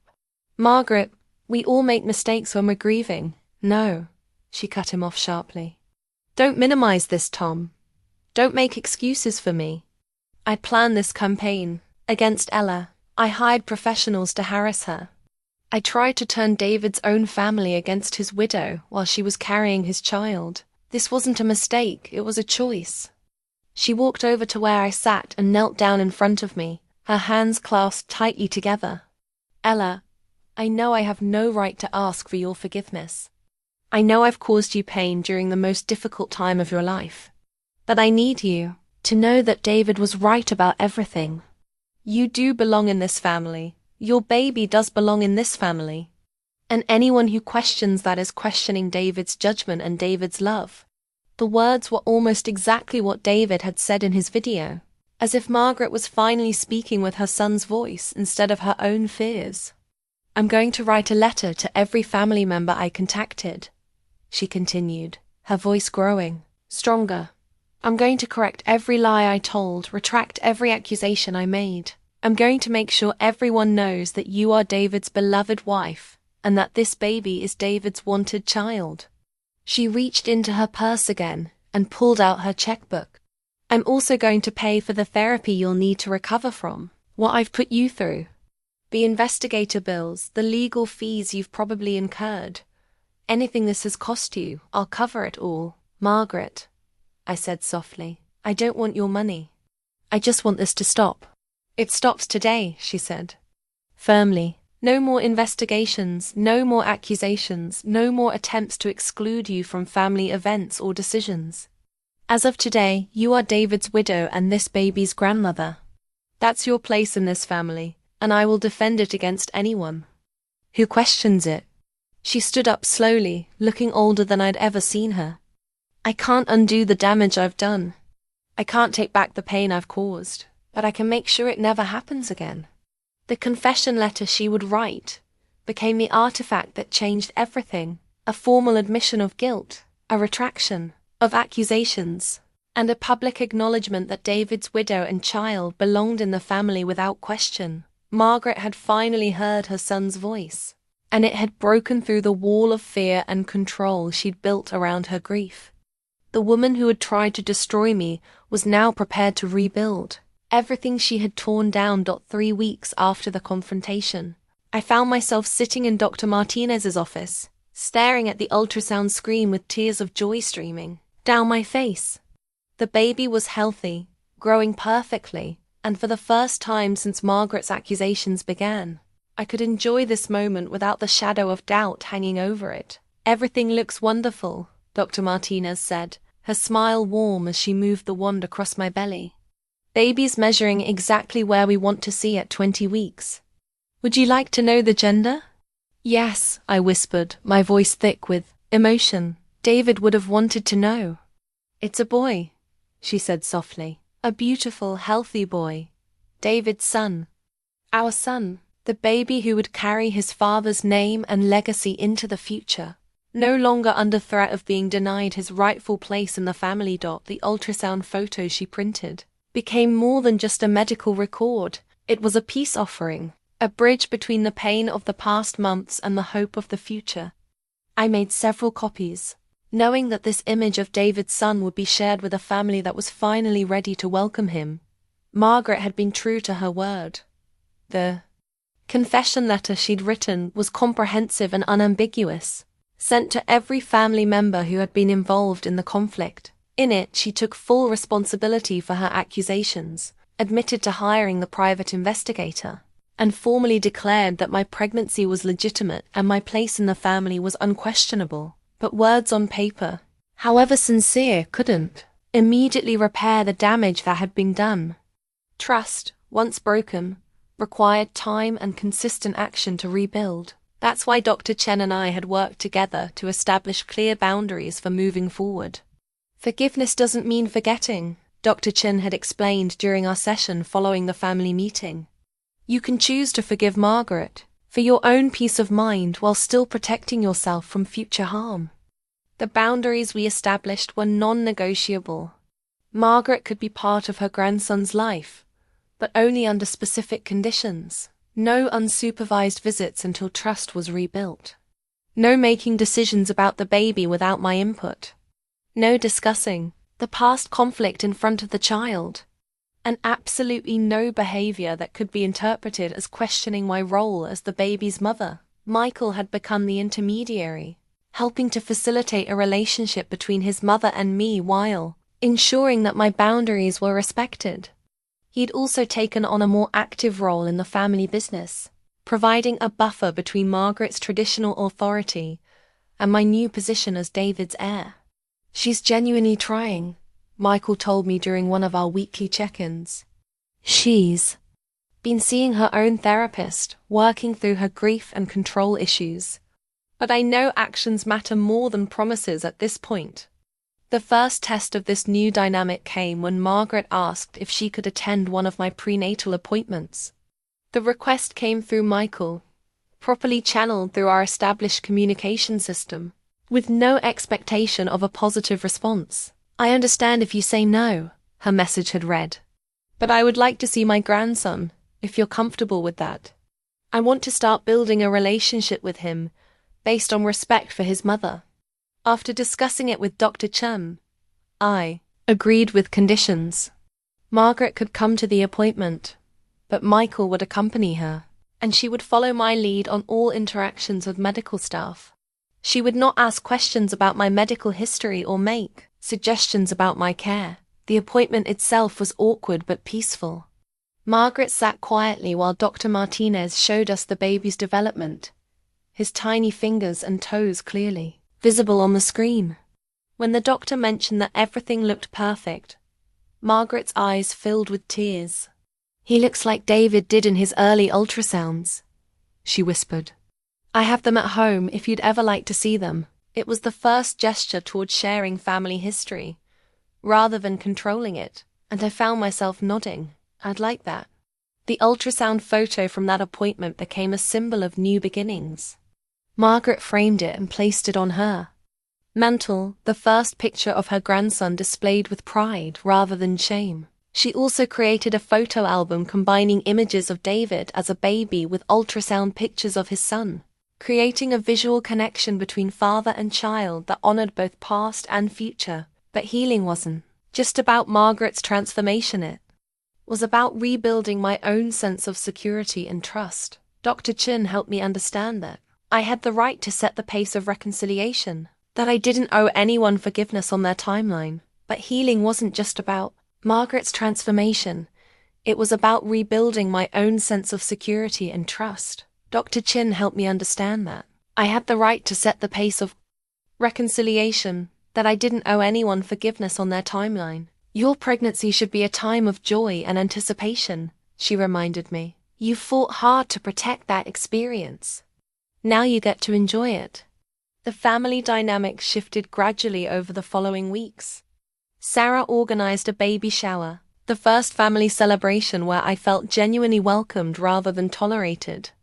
Jake and David's other friends integrated seamlessly with the family members who had supported me, creating a network of love around both me and the baby. Even Uncle Tom, who had initially sided with Margaret, made an effort to bridge the gap. He brought me a handmade wooden cradle that had been in the family for generations, a gesture that acknowledged my son's rightful place in the family lineage.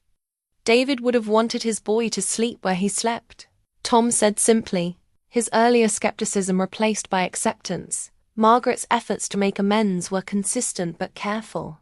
She respected my boundaries while finding small ways to show her commitment to change. She sent cards on meaningful dates, David's birthday, our wedding anniversary, with messages that honored our relationship rather than trying to insert herself into it. She also began sharing stories about David's childhood, memories I'd never heard that painted a picture of the man I'd married from his mother's perspective. These weren't attempts to reclaim authority, but offerings of family history that my son would someday want to know. The prenatal appointment photo became the first in a new album Margaret created, not of her grandson's development, but of the family healing that surrounded his impending arrival. Pictures from the baby shower, images of the nursery being prepared, photos of David's friends and family coming together to welcome his son. Most importantly, Margaret had begun referring to me as David's wife again, not just Ella, or the more distant David's widow. It was a small change, but it represented a fundamental shift in how she viewed my place in the family, not as a temporary resident whose time had expired, but as a permanent member whose role had evolved but not diminished. The boundaries I'd established weren't walls to keep Margaret out, they were guidelines for building a relationship based on mutual respect rather than hierarchy and control. As we followed those guidelines, trust began to grow slowly but surely. The ultrasound photo remained on my refrigerator, a daily reminder that my son was wanted, loved, and accepted by a family that had learned to choose healing over division. David's boy would grow up knowing his grandmother not as the woman who had tried to deny his existence, but as the woman who had found her way back to love, through the wisdom of her son's voice, speaking from beyond the grave. The healing wasn't complete. Trust takes time to rebuild, and vigilance would always be necessary. But the foundation was solid now, built on truth, respect, and the unshakable knowledge that David's love had been strong enough to protect his family even in death. The contractions started at 3 a.m. on a Tuesday morning in January, 5 days before my due date. I'd been dreaming about David, one of those vivid dreams where he felt so real I could smell his cologne and feel the warmth of his hand in mine. When I woke to the first wave of pain, I could almost believe he was there in the room with me, ready to drive me to the hospital as we'd planned so many times. Instead, I called Michael, my voice shaky with excitement and fear. "It's time," I said simply. And within 20 minutes he was at my door with Sarah, both of them looking nervous but thrilled. The labor progressed quickly, too quickly for the epidural I'd hoped for, too fast for the careful birth plan I'd written and rewritten dozens of times. But as the pain intensified, I found myself thinking about David's videos, his voice telling me how brave I was, how much he believed in my strength. "He would be so proud of you right now," Sarah whispered, holding my hand as another contraction peaked. "He always said you were the strongest person he knew." Margaret arrived at the hospital 2 hours after we did, her face pale with worry and anticipation. She'd kept her promise to respect my boundaries, waiting to be invited rather than assuming. Her presence was welcome. When I nodded toward the chair beside my bed, tears of gratitude filled her eyes. "Thank you," she whispered. "Thank you for letting me be here." The final hour of labor was intense and overwhelming, but I wasn't alone. Michael coached me through breathing exercises while Sarah kept cool washcloths on my forehead. Margaret held my other hand, murmuring encouragement that reminded me so much of David's voice. I almost expected to look up and see him there, and then, at 2:17 p.m., David James Chambers entered the world with a lusty cry that filled the delivery room with joy and relief. The doctor placed him on my chest immediately, this tiny, perfect person who carried his father's name and his mother's determination. "He's beautiful," I sobbed, touching his tiny fingers and marveling at the miracle of his existence. "David, he's so beautiful." The birth certificate, filled out later that evening, listed David Michael Chambers as the father without question or hesitation. The medical team had access to all our IVF records. The timeline was clear, and there was no doubt about this baby's parentage. He was David's son, conceived in love and hope, born into a family that had fought to claim him. Margaret approached my bedside cautiously, her eyes fixed on her grandson with wonder. "May I?" she asked softly, gesturing toward the baby. I nodded, carefully transferring David James into his grandmother's arms. The transformation on Margaret's face was immediate and profound. Months of anger and suspicion melted away as she looked down at this tiny face that so clearly resembled her son. "Hello, little one," she whispered, tears streaming freely. "I'm your grandmother, and I love you so much already. Your daddy would be so proud of you. So happy you're finally here." She looked up at me with an expression of pure gratitude. "He has David's chin, his nose. There's no mistaking whose child this is." The irony wasn't lost on any of us. Margaret had spent months questioning this baby's legitimacy, and now, holding him in her arms, she could see David's features so clearly reflected in his son's face that doubt was impossible. Michael took photos of those first moments, Margaret holding her grandson, me exhausted but radiant, Sarah crying happy tears in the background. These would be the first pictures in David James's baby book, capturing not just his birth, but the healing of a family that had nearly been torn apart. Jake arrived that evening with a massive bouquet of flowers and a card from all of David's college friends. "From his daddy's boys," he said with a grin, cradling the baby with the ease of someone who'd been preparing for uncle duties. "We're going to spoil this kid rotten." But it was when Margaret pulled out a small wrapped box that the emotional weight of the day truly hit me. Inside was David's baby ring, the one he'd worn as an infant, carefully preserved by his mother for over 30 years.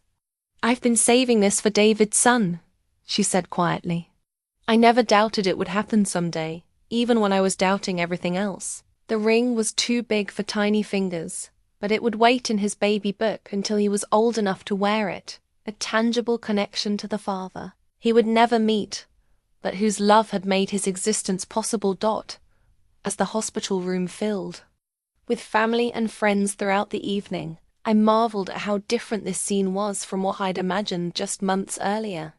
Instead of celebrating alone, I was surrounded by people who genuinely wanted to welcome this baby into their lives. Margaret stayed until visiting hours ended, reluctant to leave her grandson, but respectful of my need to rest. Before she left, she leaned down to kiss my forehead, the first physical affection she'd shown me since David's death. "Thank you for giving us this gift," she said softly, "for keeping David alive in the most beautiful way possible." That night, as David James slept in his hospital bassinet beside my bed, I felt David's presence more strongly than I had since his death. Not as a ghost or a dream, but as a living force in the room, his love made manifest in our son, his legacy secured in this tiny person who would carry his name and his father's gentle spirit into the future. The birth certificate would become the most important document in my son's life, official proof that he was David Chambers's beloved child, born to parents who had wanted him desperately and fought for his existence against all odds. But more than a legal document, it was a declaration of love, a testament to the power of hope, science, and a father's determination to leave something beautiful behind. The photo was taken 6 weeks after David James was born, during what had become our weekly family dinner at Michael's house. Margaret sat in the center of the couch, holding her grandson with the confidence of a woman who had found her purpose again. I was beside her, no longer the outsider fighting for acceptance, but a daughter-in-law who belonged without question. David James slept peacefully between us, unaware that his presence had healed wounds that had seemed impossible to mend. "Look at 3 generations of Chambers," Sarah said, snapping the picture that would later become the centerpiece of our family photo wall. David would love this so much. The transformation in Margaret had been gradual but profound. The woman, who had once hired investigators to prove I was lying, now spent her days researching the best organic baby food, child-proofing techniques, and early childhood development theories. She approached grandmotherhood with the same intensity she'd once directed toward excluding me from the family. "I want to do this right," she told me during one of our coffee dates, a weekly tradition that had emerged naturally as we learned to navigate our new relationship. "I want to be the grandmother David would have wanted his son to have." These coffee meetings had become sacred time for both of us. We talked about David James's development, shared stories about David's childhood, and slowly built the kind of relationship that should have existed from the beginning. Margaret brought photo albums from David's infancy, pointing out similarities between father and son that strengthened their connection across time. "David was exactly this fussy at 6 weeks, she'd say, bouncing her grandson gently. "He wanted to be held constantly, just like his boy." Some things skip generations, but some things pass directly from father to son. The family dynamics had settled into a new normal that felt both strange and wonderful. Michael had stepped into his role as protective uncle with enthusiasm, baby-proofing his house and learning to change diapers with surprising skill. Sarah had appointed herself the family photographer, documenting every milestone and creating albums that told the story of David James's early months. Even Uncle Tom, who had initially been Margaret's strongest ally in questioning my character, had become one of David James's most devoted admirers. He'd started a college fund for his great-nephew and regularly stopped by with gifts that were always practical and thoughtful. "This boy's going to have every advantage," he'd said during one visit, setting up a swing that played classical music. His daddy would have insisted on that. But it was Margaret's relationship with David James that represented the most significant change. She approached every interaction with careful respect for my role as his mother, asking permission before picking him up, checking with me before making suggestions about his care. The controlling woman who had once tried to dictate every aspect of family life now deferred to my judgment on all matters concerning my son. "You're his mother," she'd said when I apologized for being overprotective during one of her visits. "You get to set the rules. I'm just grateful to be included." The photo from that family dinner captured more than just 3 generations. It showed a family that had learned to choose love over fear, acceptance over control, healing over revenge. David James was surrounded by people who genuinely wanted the best for him, who saw him as a blessing rather than a complication. The weekly dinners themselves had become a celebration of David's continuing presence in our lives. We shared memories, told stories, and created new traditions that honored his memory while embracing our future. Margaret had started a ritual of sharing one thing David had taught her each week, lessons that she wanted to pass on to his son. "David taught me that love isn't about possession," she said during one dinner, her grandson sleeping in her arms. "It's about wanting the best for someone, even when that means letting them make their own choices." I forgot that for a while, but I'm remembering now. The business had thrived under the new structure, with Michael taking on more responsibility and me serving as a silent partner, whose interests were protected, but whose daily involvement wasn't required. David's vision for the company continued to guide its growth, and the profits that flowed to his son would ensure his future was secure. But more than financial security, David James was inheriting something far more valuable: a family that had learned to communicate honestly, to address conflicts directly, and to prioritize relationships over pride. The battle over his legitimacy had taught us all lessons about love, trust, and the importance of choosing forgiveness over resentment. Dr. Chin had been right when she told me that healing was a process, not an event. The photo captured one moment in that ongoing process, but it represented months of careful work, honest conversations, and gradual trust building that had transformed us from adversaries into allies. Margaret had framed copies of the photo for everyone in the family, including one for David's grave, so he knows we're all together, she'd explained when I found her placing flowers and the photo at his headstone. So he knows his son is loved by everyone who loved him. The image of 3 generations became a symbol of hope for our future. David James would grow up knowing his grandmother not as the woman who had questioned his existence, but as someone who had learned from her mistakes and chosen love over fear. He would inherit not just David's name and features, but a family legacy of resilience, forgiveness, and the power of truth to heal even the deepest wounds. As I looked at that photo each morning, displayed prominently on my kitchen counter, I was reminded that love had indeed conquered all, not easily, not without pain, but completely. David's son was surrounded by the family his father had dreamed of, protected by the love that had created him, and embraced by people who had learned that belonging isn't about blood or history, but about choice and commitment. The new beginning, captured in that single image, was really a return to David's original vision for our family, a place where love was celebrated, differences were bridged, and everyone belonged simply because they were chosen to be there. On David James's first birthday, I discovered the final gift David had left for us. While organizing his desk to create a memory box for our son, I found an envelope tucked behind a framed photo of our wedding day. Written in David's careful handwriting were the words, "For my child, to be opened on their first birthday." Inside was a letter that would become the most precious artifact in our family's collection. David's words to the child he knew he might never meet, written during those hopeful weeks when we'd just learned about the successful IVF implantation. "My dearest child," the letter began, "if you're reading this, it means you made it into this world safely, and that fills my heart with more joy than I can express. It also means that I didn't get to meet you in person, which breaks my heart in ways I can't fully describe." I read the letter aloud to David James as he played with his birthday presents, surrounded by family members who had come together to celebrate this milestone.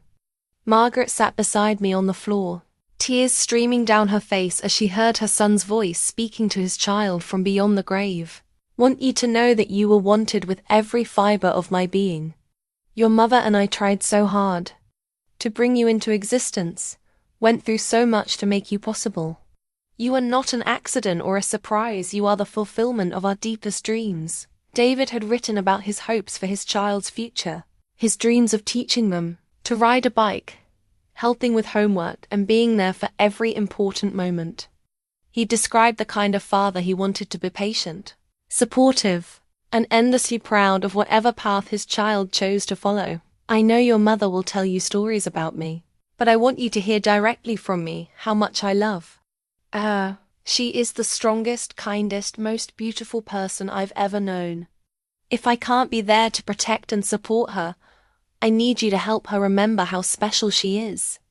Take care of each other." The letter continued with practical advice and life lessons that David had wanted to share: the importance of honesty, the value of hard work, the power of forgiveness, and the necessity of standing up for what's right, even when it's difficult. "If there are people in our family who question your place among us, know that they are wrong. You belong completely and absolutely. You are my child, carrying my name and my love into the future. Don't let anyone make you feel otherwise." Reading those words while Margaret held her grandson, I marveled at David's prescience. He'd anticipated the very challenges we'd faced and had prepared his child to meet them with confidence and security. "I hope you get your mother's eyes and her gentle heart. I hope you get my love of learning and my terrible sense of humor. But mostly, I hope you get the best of both of us and become someone even more wonderful than we could imagine."